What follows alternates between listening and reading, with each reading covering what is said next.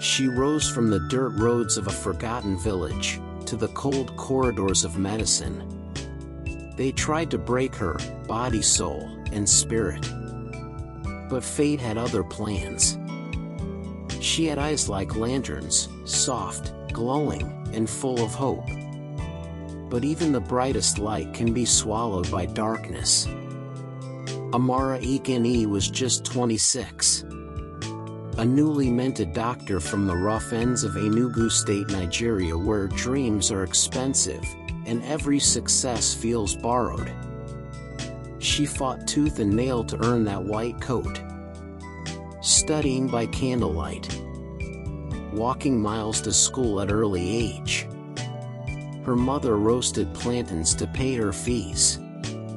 And when she finally made it to a rural hospital in Akpatu, she thought her battle was over. Patients didn't just admire Dr. Amara, they loved her. Children called her Auntie Doctor. Old women kissed the back of her hand. Even hardened staff softened when she passed by. She arrived at the hospital before sunrise and left long after dark. She personally bathed elderly patients, stayed up all night monitoring post-surgery vitals, and gave free medication to the poor, paid from her own pocket. When the generator failed, she stitched wounds by torchlight.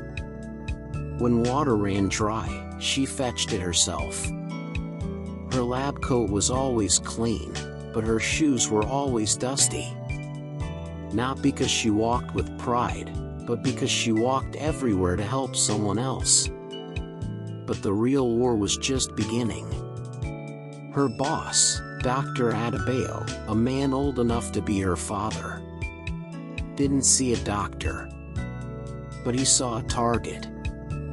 One night, he cornered her with 2 other male staff under the pretense of emergency file reviews. What happened next broke something in her.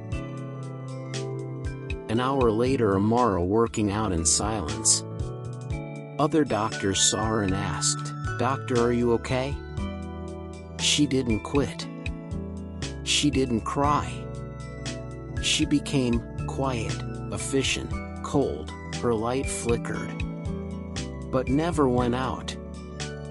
One rainy day, a young man was rushed in. Car accident. Coma.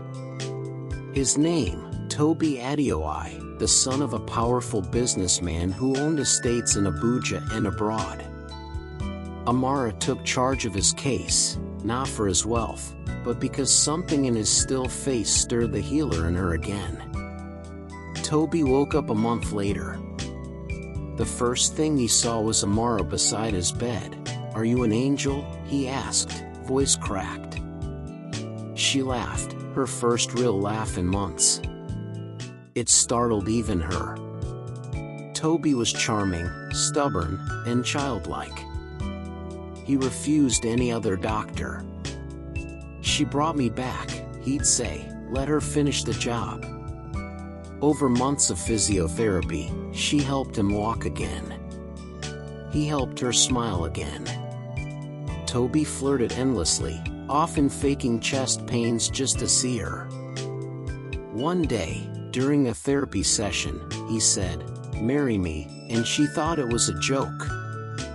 No rich son falls for village girls. "I'm not rich without you," he said. "And you're not a village girl.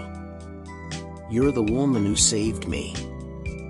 Amara and Ekene exchanged vows 4 months later. They married under the orange canopy of mango trees in her village. The world watched.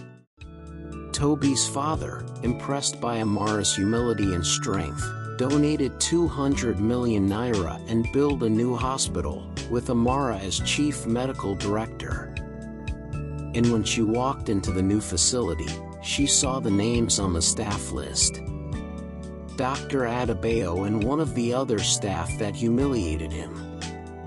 They had been demoted and reassigned under her leadership by Toby's father, who knew nothing about what happened, and Amara had never spoken a word about it. They expected revenge. But Amara summoned them, offered tea, and said, "You will do your work. And you will do it with dignity. Just like I did, even when you took mine." They trembled. She could have crushed them. Instead, she led with grace. Her reforms were legendary. She made doctors wash patients' feet to learn humility. One fainted during training. Everyone laughed. Even Amara. Over the years, patients pouring in. People healing. And her lantern eyes burned bright again. The woman who healed now ruled with compassion. Years later, Amara stood by her office window, now pregnant, watching sunflowers bloom in the courtyard. She built a place of healing over a ground of hurt. Not by forgetting the pain, but by growing through it. Amara was once broken. Now, she blooms. If you're fighting silent battles, remember Amara. The world can try to dim you. But your light? It still matters. Some scars don't disappear, but they teach us how to heal others.